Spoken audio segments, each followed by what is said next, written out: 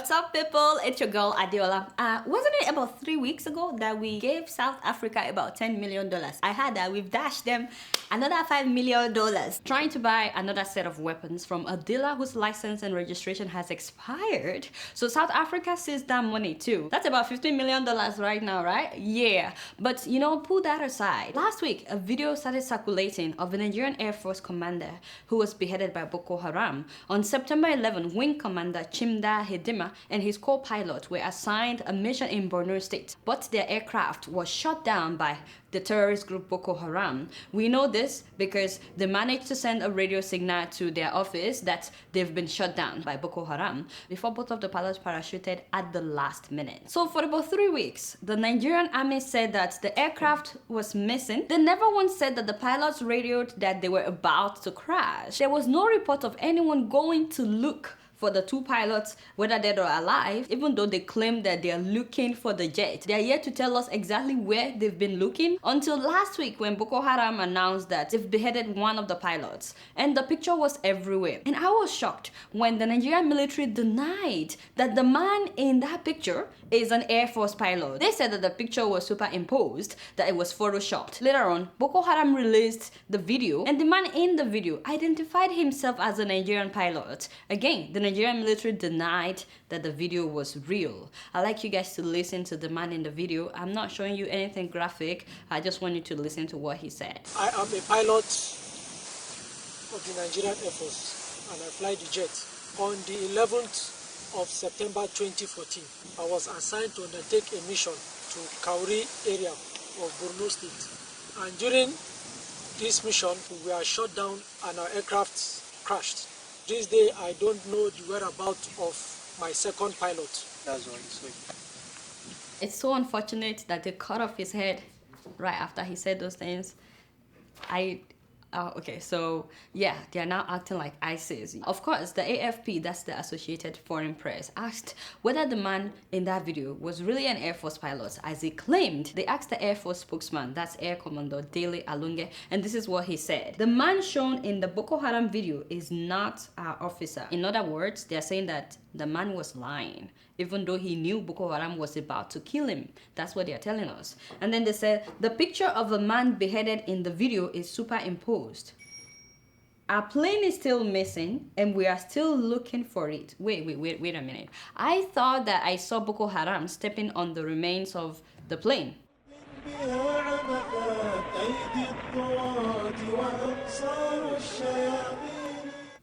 Okay, so what does he mean by we're still looking for it? Like, really? Boko Haram is just making unfounded claims. You call these unfounded claims? They beheaded a human being, Okay, so then the AFP contacted the spokesperson of the defense headquarters, Major General Chris Olukolade, and that's the man who announced the previous week that Shekau was dead. And then Shekau was like, hey, I'm not dead, I'm alive. So they asked him, you know, this is a yes or no question. Can you recognize this man? Was he really an Air Force pilot? That was the question. And this is what Olukolade said. No level or amount of barbaric display of bestial atrocities will distract the Nigerian military from sustaining the tempo of ongoing operations to decimate, degrade, and bring the remnants of the terrorists already in disarray to justice. What in the world? What does that even mean anything? What is this? The campaign against terror is still recording the expected result in the front. Nigerians should not despair. Yeah, right. To me, this means absolutely nothing. Mere jargons. Can you imagine how insensitive these people are? Since you keep telling us that this is not your man, where is Wing Commander Chimda Hedima? Where is he? At least we know that he's an Air Force pilot. That you cannot deny. I mean, this was him in your uniform with other pilots. How do you deny this? And then this is the same guy flying your jet. And then this is him in another of your uniform. And we are not blind to see that this is still the same man in the video. So if you're telling us that this is not him, then where is he? Why don't you produce him? I have not heard anything from the presidency acknowledging that this happened. It's been more than a week that Boko Haram released the video. You don't appreciate those who sacrifice their lives for Nigeria. Yet, you get upset when soldiers refuse to die for Nigeria. You are sentencing ill-equipped soldiers to death because they refuse to face Boko Haram. I know that they swore an oath, but isn't it glaring that someone in the military is deliberately facilitating the killing of so many of our soldiers? Sending them to face terrorists without adequate weapons is suicidal. It's like you send your child to school, you don't give him or her the textbook needed or anything to write with or even notebooks or anything, and you're expecting this same child to do well in school? No, it's not gonna happen. So if the child refuses to go to school, don't blame the child. It is suicidal. And after seeing how the government and the military has reacted to this video, why would anyone want to die for Nigeria? So why prosecuting the soldiers when you fail to equip them with the necessary weapons? They denied this man. Even in death. In death, you deny somebody in death. You heard the guy saying Boko Haram is just making unfounded claims. Why do we like to put up a false image in Nigeria? We don't want the world to know that our girls are missing. So those who are protesting, we decided to arrest them so that the world won't know that our girls are missing. Our first lady went for surgery in Germany and we said that she was on vacation. No, we don't want the world to know. It's all about putting up a false image. NTA, that is the Nigerian Television Authority, has they've never given an accurate number of casualties. There's something they call integrity, my people. The Nigerian government has to learn what is called integrity. Our military has to learn, not just our leaders, all Nigerians, we have to learn. We need to stop denying the truth when it's so glaring. So for all the family members of Commander Chimda Hedima and his friends, please accept our condolences, our deepest condolences. We recognize his heroic act. All Nigerians all over the world, we recognize his heroic act and that of all others that have laid down their lives for Nigeria. He was 39 years old when he died. May his soul rest in perfect peace. Guess what? I'm just keeping it real.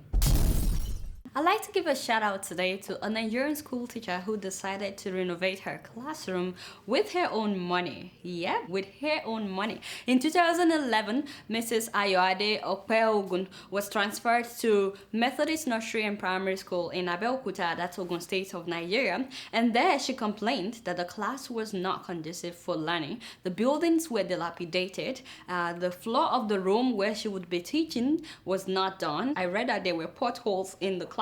I was like, okay, that's messed up. The ceiling was falling off. In short, she said she couldn't teach in such an environment and that it's not the best for the students to learn. So the school reported the issue to the government, but nothing was done.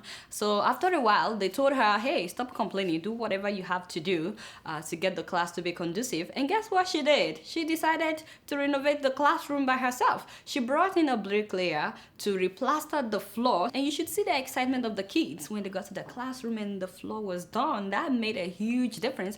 And this woman decided to go further. She got someone to fix the ceiling and the roof. Normal leakage and the heat of the sun is reduced somewhat because now we have ceiling. Hey, how great is that? And then she repainted the walls inside the classroom and outside the classroom. So you can imagine the excitement of the kids when they got to school and their classroom was painted. She went further and bought educational nursery materials, several teaching and learning aids, including this television. To some of you, this is a small TV, but this means the whole world to these students. And she also bought a DVD player and picture chat. And then she bought the standing fan that you're seeing in order to keep the children cool while they're learning, as well as window blinds. The only problem is there was no electricity, but guess what? She didn't let that stop her. She went to the power holding office, and guess what? The people at the power holding company were really touched by what she had done so far that they decided to come and install electricity in her classroom. So she did everything by herself. At the end of the day, she spent 400,000 naira. That's about $2,600. Now that is an example of not waiting for the government to act.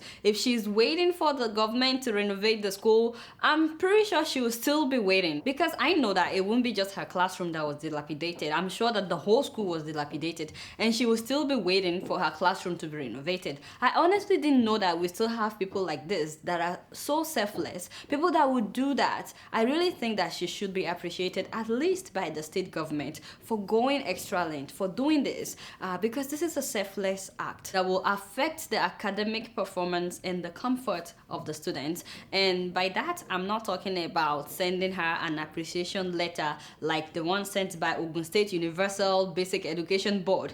Can you believe what they wrote in the letter? They wrote her a letter of commendation, right? And then they said they are urging other teachers worldwide to emulate her gesture. See, so now they want all teachers to be fixing their classrooms, and I'm like, what? Not everybody would have this kind of money when the minimum wage is 18,000 naira. And if they do, are you excusing the government from doing its job? I beg you, give the woman something that would make others want to make a difference like she did. Not just a letter. Now letter we go chop. Somebody don't spend 400,000 naira. Now letter we go chop. I beg you. Forget that one, Ojari. But in case Mrs. Adeola is watching, or someone that knows her, we just want her to know that we are very, very proud of what she's done. Thank you so much for all that you've done. Guess what? I'm just keeping it real. Moving on to Kenya, I recently saw a video of traffic officers who collect money from road drivers getting busted. Take a look. The anti-corruption officers decided to pounce, with the officers trying to dash off.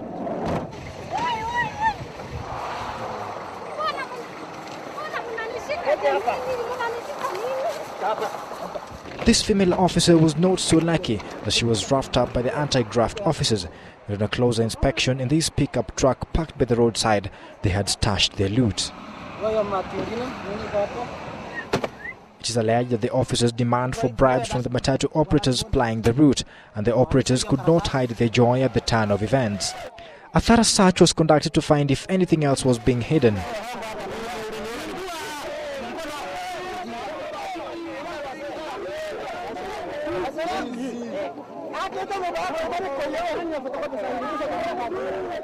The disgraced officers were marched to the anti-corruption headquarters, where they're waiting to be charged. Yeah, so you see, so that actually happened in 2010.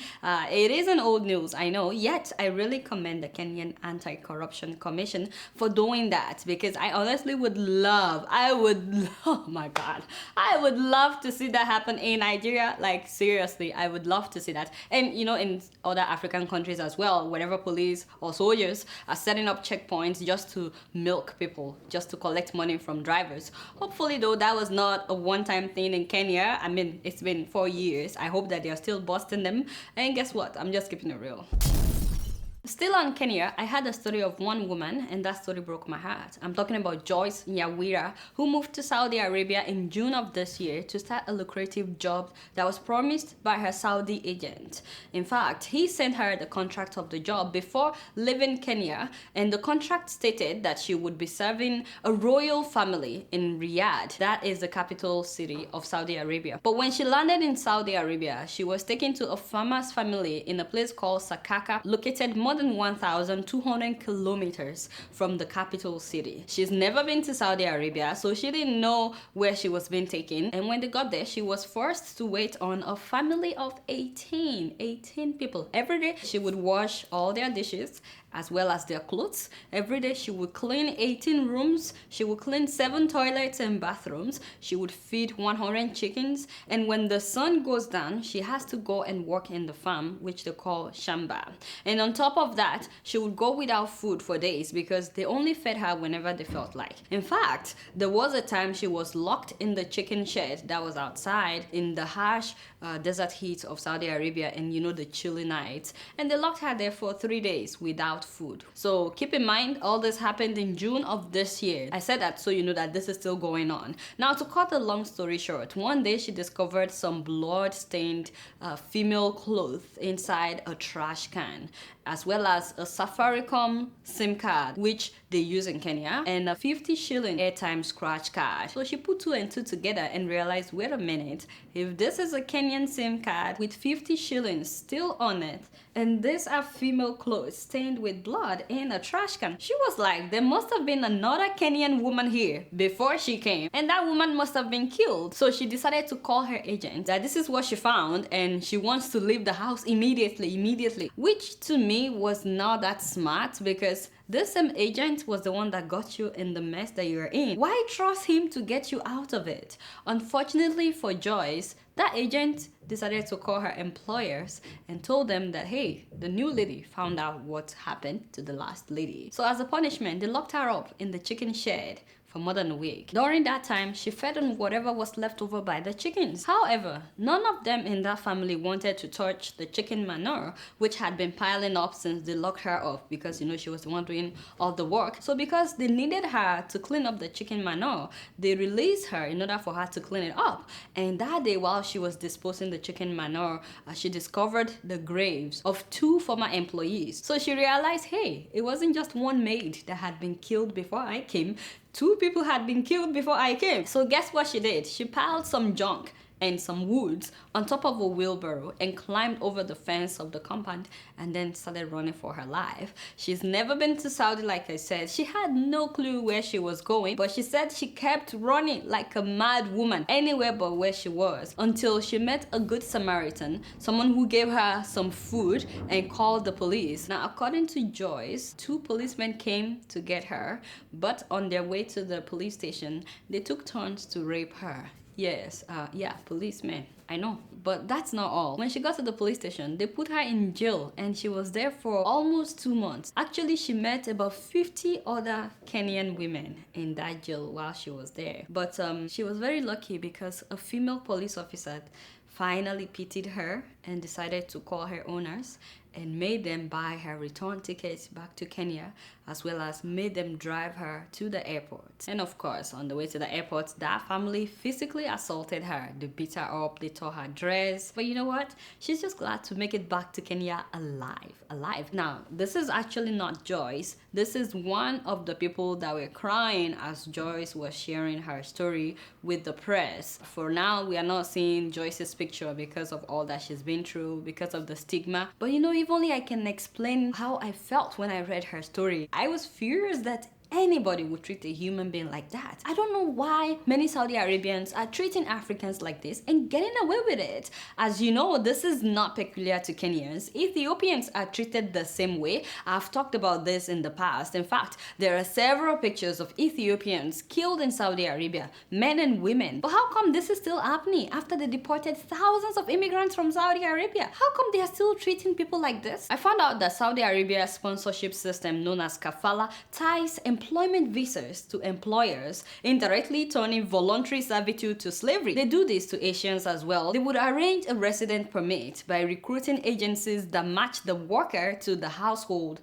and then they would charge both parties a recruitment fee. So now the workers will become indebted to the agencies. A typical workday for domestic workers in Saudi Arabia is between 15 to 18 hours in a day. Imagine somebody working straight for 18 hours in a day out of 24 hours, and they pay them about $5 to $7 per day. And guess what? Some of these employers would refuse to pay the employees for a long time. In fact, sometimes for years, they may not pay their employees. They would say, we're giving you food, we're giving you a place to sleep, even if it's outside. They would say, what do you need the money for? So many employers have actually killed their employees if they keep asking for their money. There are no off days, no rest hours, there is no vacation, no nothing. As you know, slavery was officially abolished in Saudi Arabia in 1960. At that time though, there were about 300,000 slaves still in Saudi Arabia. Even though it was abolished on paper, hey, the practice continued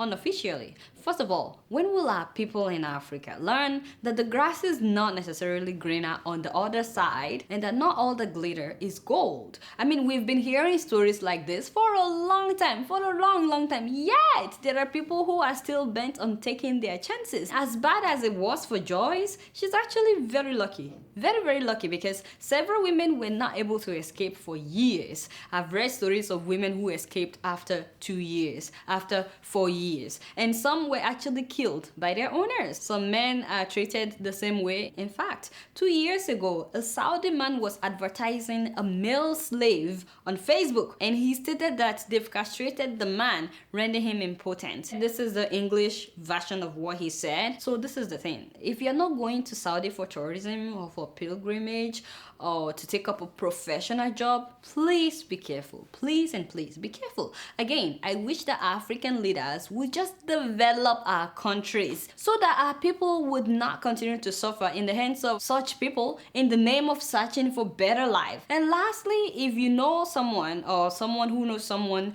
who's desperate to get out of his or her country without knowing anything about where they're going, and please warn them to be familiar with where they're going. At least be able to speak the language of where you're going. Don't go anywhere because you got a contract from anyone. Really, Saudi Arabia, for how long would you treat Africans like this? And you know, I can't help but remember that hashtag that was started by Ethiopians when so many of them were being deported from Saudi Arabia. They had this hashtag called "Someone Tell Saudi Arabia." Someone tell Saudi Arabia that you cannot continue to treat human beings like this. Someone tell Saudi Arabia that just because the color of our skin is different from yours doesn't mean you're better in any way. Someone tell Saudi Arabia that the world is watching. We know what is going on. Someone tell Saudi Arabia that enough is enough. Someone tell Saudi Arabia that this will not go on for long.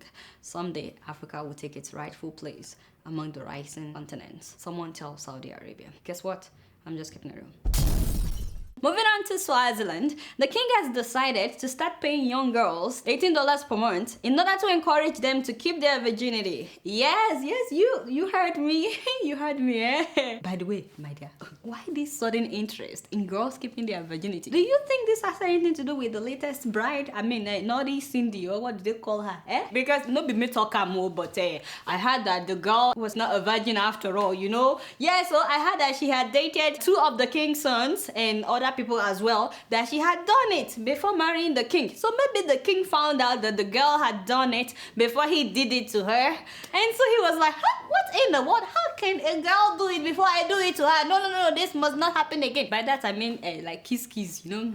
Yeah, she did it before the king went to her. Anyway, of course, people started talking. You know how people are now, they have to talk. They said this whole thing of paying girls $18 is to make sure that the girls avoid sex in order to ensure an HIV-free population of virgins who could become the king's future wives. In other words, they want the king to be able to choose without being afraid of HIV/AIDS, and that is to tell you that he's not done. So don't be surprised if next year he marries another one. So hey, he's just trying to ensure himself, because Swaziland actually has the highest rate of HIV/AIDS in the world. You get what I'm saying? And of course, the royal family denied it. They said, this has nothing to do with the king choosing another bride. No. I'm sure that you guys believe the royal family. Unfortunately though, for the king, the girls are not buying it. They are not excited about the $18 per month. They're saying, what is $18? $18 is not sufficient to discourage them from accepting gifts from older men that they call sugar daddy. I thought we only have sugar daddies in Nigeria. In fact, one of the girls, 16-year-old Manzini Fakude, said that today's girls need things. She said they need things like airtime for their cell phones, and $18 is not enough. She said that's how much the government is giving her gogo, which is her grandmother, $18 per month. And then another girl, 17-year-old Thandit Fala, said that a girl could get $18 for just one sex act, so the government needs to pay more than that. I was like, what? You know, I didn't know that people make money by doing it. Look at a small girl, 17-year-old, making money by doing it. This one has come to an end. This is what happens when someone is trying to do cosmetic stuff instead of dealing with the root cause of the problem, instead of focusing on eradicating poverty in Swaziland, which was why a lot of these girls turned to sugar daddies in the first place. Instead, you want to be paying them $18? Who are you really fooling? The World Bank said that 70% of Swazi people live in absolute poverty. The reason why they have to use the word absolute, I don't know. You can just say 70% live in poverty. Anyway, I'm trying to say that 70% of the people are living in poverty, and then you're trying to tell them to keep their virginity with $18. Like really? They said their parents cannot even afford to give them money to buy pads, and you want them to be saving themselves with $18. So if you don't eradicate poverty, Mr. President, no, really, your virgins may continue to go out with sugar daddies. Yes, in exchange for money. Now, I'm not crucifying these girls because I don't know the full picture of their situation, But I personally don't believe that poverty is an excuse ever to, to do it with someone you are not married to. I mean, I know you can still call me old school. I don't believe you should do it with whoever you're not married to. I don't do it. If you are not married, you are not married. Anyway, but I found this video. It's a documentary about Swaziland, and I was really shocked at the level of poverty. Take a look. These are the shacks where our people live. This is somebody's house. Just compare this with the palace that the king lives. This is the intestines that we are selling. They come from the dam side, These people, they go there and take these intestines and come and sell it here.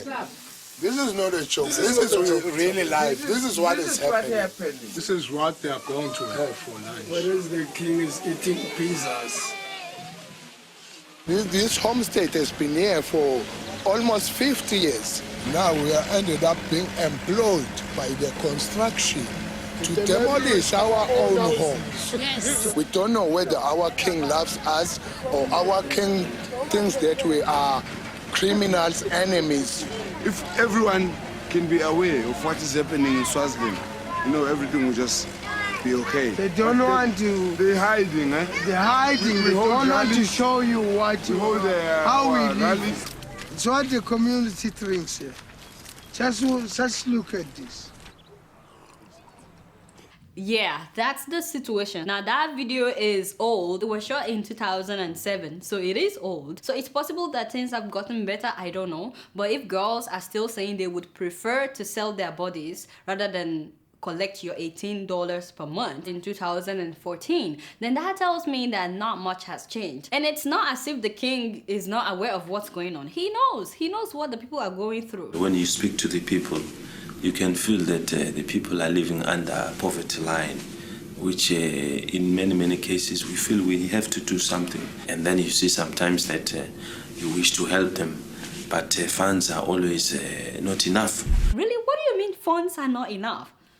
What? Look at this guy. Do you want the jet? We should find out from the government if I need a jet. Well, you're the king. You're the king. You decide. You appoint the prime minister, you appoint the cabinet. They do what you tell them to do. Do you want the jet? I don't always say this is what I want. They come to me, they give me advice, and from their advice I am able to act. A $45 million global express bombardier.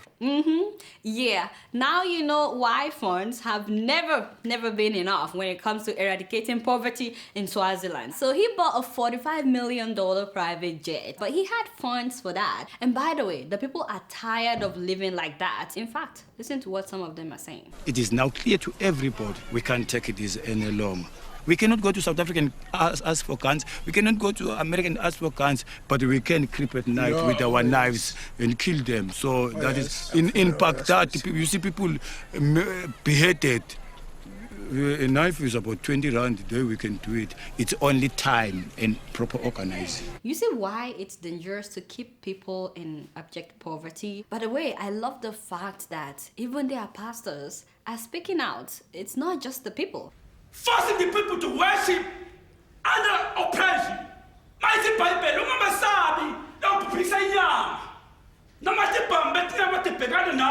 yeah, we need men of God like that in Nigeria. Yeah, men of God that wouldn't be afraid to say the truth, You can watch the full documentary online. The title is Without the King. That's the title. So as long as the king is still the one appointing all cabinet members and all the judges and 1/3 of the parliament, as well as the prime minister, that is not democracy. No matter what changes he made to the law, that's still not democracy. Let the people have real life, not just you and your family. Eradicate poverty. Feed your people. Take care of your people. Stop dashing them $18 like they are beggars. Really? That's actually insultive. But you guys know that I don't know much. Guess what? I'm just keeping it real. So last week, remember I featured a guy that said he's on pinging, he wants a woman yellow in complexion. Anyway, I got a lot of emails from people asking me to send them the full link of his video or other videos that the guy has. And it's so funny because someone actually emailed me to tell me more about the guy. And this is from Malcolm Face, and he says, hi Adeola. The guy is actually the son of the activist, the popular Nigerian activist lawyer Femi Falana.